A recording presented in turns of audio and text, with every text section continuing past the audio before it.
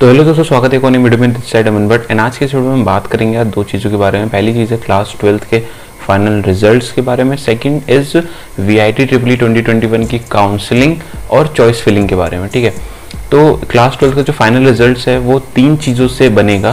पहली चीज़ है यार 40% जो मार्क्स हैं क्लास 12th के रिजल्ट्स में आएंगे वो आएंगे यार 12th के, अगर आपके यहाँ प्री बोर्ड हुआ है वहाँ से, या फिर मिड टर्म होता है, या फिर जिसको हम हाफ ईयरली एग्जाम्स कहते हैं वहाँ से, या फिर यूनिट टेस्ट या फिर मंथली टेस्ट जो भी है तो होते हैं आपके वहाँ। ठीक है, तो 40% मार्क्स आएंगे वहाँ से। 30% मार्क्स आएंगे यार 10th के फाइनल एग्जाम्स में, जो भी 3 सब्जेक्ट्स में जिसमें आपके सबसे अच्छे मार्क्स आए हों वो काउंट हो जाएंगे।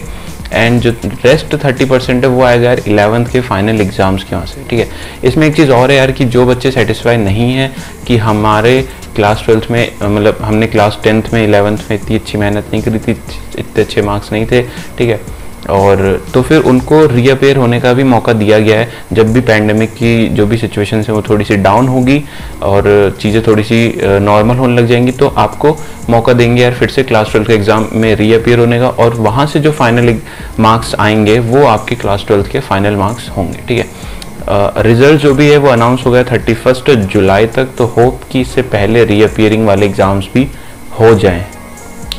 नेक्स्ट बात करते हैं VIT की काउंसलिंग के बारे में। 4 फेज़ों में इस काउंसलिंग को बांटा गया है।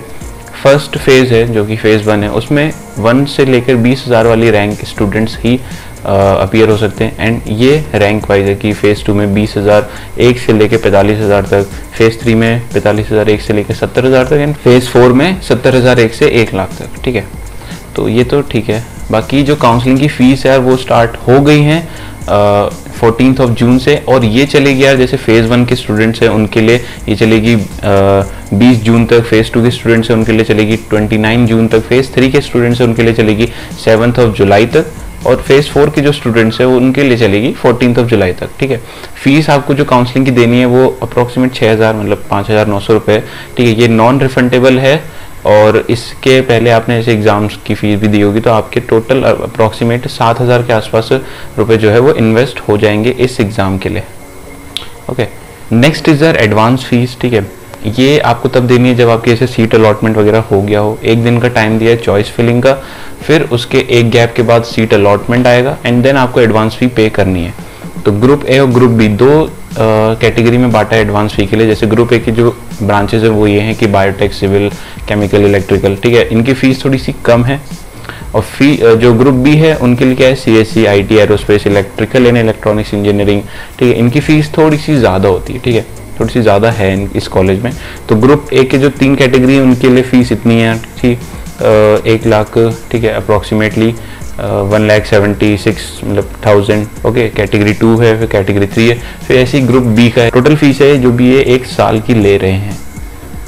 तो नेक्स्ट है चॉइस फिलिंग। ठीक है, कैसे भरनी है उससे पहले मैं आपको बता देता हूँ कि जो भी अलॉटमेंट होता है वो हमेशा टॉप से होता है। ठीक है, तो जैसे आपने मान लो अगर VIT वेल्लोर की CSE भर दी, फिर उसकी कुछ स्पेशलाइजेशन भर दी है, ठीक है, फिर IT भर दी, फिर इलेक्ट्रिकल भर दी, फिर EC वगैरह भर दी, एंड देन सेम आपने चेन्नई के लिए भी कर दिया कि CSE then IT and so on. ठीक है, तो हमेशा जो भी अलॉटमेंट होगा वो हमेशा टॉप से होगा कि आपकी रैंक के हिसाब से देखेंगे कि आपको CSE VIT वेल्लोर मिल रहा है, नहीं मिल रहा है तो लॉक हो जाएगी, नहीं मिल रहा है तो नेक्स्ट वाले में आएगी। ऐसे करते करते जो भी आपका जो पहला एलिजिबिलिटी वाला होगा कि आप इसके लिए एलिजिबल हो वो लॉक हो जाएगी, उसके नीचे वाले जो भी हैं वो सारे गायब हो जाएंगे, and then that is your final output. जो भी आपको मिल रहा है वो फाइनल हो जाएगा।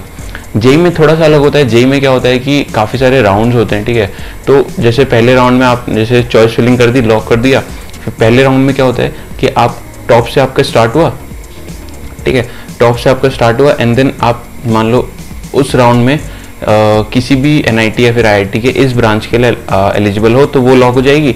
तो राउंड 1 का जो रिजल्ट आएगा वो लॉक, जो भी हुई है लॉक, वो आ जाएगा। फिर नेक्स्ट राउंड में क्या होगा कि आपका अलॉटमेंट फिर से ऊपर से स्टार्ट होगा, तो अलॉटमेंट फिर से ऊपर से स्टार्ट होगा। अब आपको वो चीज़ मिल चुकी है, एंड देन आपकी नीचे की चीज़ें जो भी हैं वो सारी गायब हो जाएंगी। ठीक है, वो आपको नहीं मिलेगा। अब फिर से ऊपर से स्टार्ट होगा, एंड देन उससे ऊपर आपको कोई अगर मिल रहा होगा तो वो फाइनल हो जाएगा। मतलब जैसे आपका लॉक हुआ है मान लो 25th नंबर पे, फिर नेक्स्ट राउंड में क्या होगा कि मान लो आपको 23 वाला अलॉट हुआ है तो 23 से फिर 24, 25 गायब हो जाएंगे तो आपको 23 मिल जाएगा।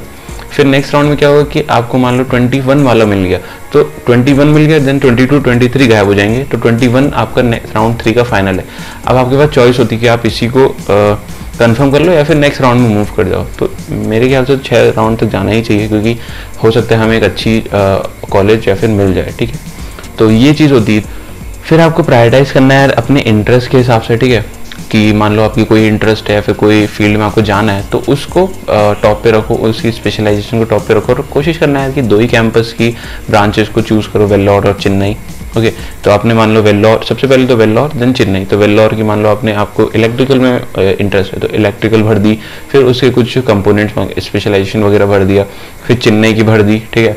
फिर आपको अब मान लो कि आपको जैसे CSE वगैरह में भी थोड़ा बहुत इंटरेस्ट है तो वो भर दिया। या फिर अगर आपको पता नहीं, क्योंकि मैक्सिमम लोगों को नहीं पता होता है कि मान लो उनका अगर किसी में इंटरेस्ट भी है तो हमें नहीं पता है कि इस ब्रांच में आगे जाके क्या पढ़ाएंगे, है ना, तो ऐसा भी होता है। तो आप कोशिश करो कि सबसे पहले जैसे CSE वगैरह रखो, फिर IT वगैरह रखो, ओके, एंड देन इलेक्ट्रिकल या फिर EC। डाटा से देख सकते हो कि यार किसी कट ऑफ कितनी जा रही है, तो उस हिसाब से मैं रखूँ, क्योंकि ऐसा भी होता है कि आप अगर अननेसेसरली भरते जाओगे तो वो भी अच्छा नहीं है। आप सिर्फ वही भरो जो आपको चाहिए या फिर जो आपको मिलने की चांसेस हैं। जो आपको मिलने की चांसेस नहीं यार उसको में भरोगे तो फिर वो फायदेमंद नहीं होता है। ओके, तो ये होती है यार एक अच्छे से चॉइस फिलिंग करनी, कि पहले वेल्लोर की ब्रांचेस भर दी अच्छी, फिर चेन्नई की ब्रांचेस भर दी अच्छी, फिर वेल्लोर की थोड़ी थोड़ी नीचे वाली ब्रांचेस भरी, फिर चेन्नई की थोड़ी थोड़ी नीचे वाली ब्रांचेस भरी, ठीक है। एंड देन कोशिश करना है इन्हीं 2 कैंपसेस के लिए। इसमें तब भी थोड़ा सा इजी है, जेई में थोड़ा सा और टफ हो जाता है, बट उसमें टाइम भी थोड़ा ज़्यादा मिलता है यार, ठीक है। इसमें 1 ही दिन का टाइम है, और एटलीस्ट आपको 25 प्रेफरेंस भरनी है, ठीक है। इससे ज़्यादा भर सकते हो बट एटलीस्ट 25। एंड जो भी क्लासेज है यार वो स्टार्ट होगी 2 अगस्त से। और एक चीज़ और है यार इसमें कि जो क्लासेज जैसे स्टार्ट हुई 2 अगस्त से, तो इसमें जो 60 दिन बाद, मतलब 2 महीने बाद, जैसे अगस्त देन सितंबर देन अक्टूबर, तो 2 अक्टूबर से पहले अगर आप एडमिशन को अपना वो कर लेते हो, मतलब रिमूव कर लेते हो एडमिशन कॉलेज से, अगर आप चले जाते हो, फिर नहीं लेना है आपको फर्दर स्टडीज़ का, तो आपको 10% कट के सारा आपका जो भी फीस वगैरह है वो आप जो भी आपने पे करी है वो आपको वापस मिल जाएगा। एंड अगर आप 3 महीने से पहले करते हो तो आपको 20% कट के मिल जाएगा। तो ये भी ठीक ही है, ठीक है, मैक्सिमम पैसा आपको वापस आ ही जाएगा। सो बस यार इस वीडियो में इतना ही था। मैं मिलता हूँ आपसे नेक्स्ट वीडियो में। Thank you very much, till then take care, bye bye.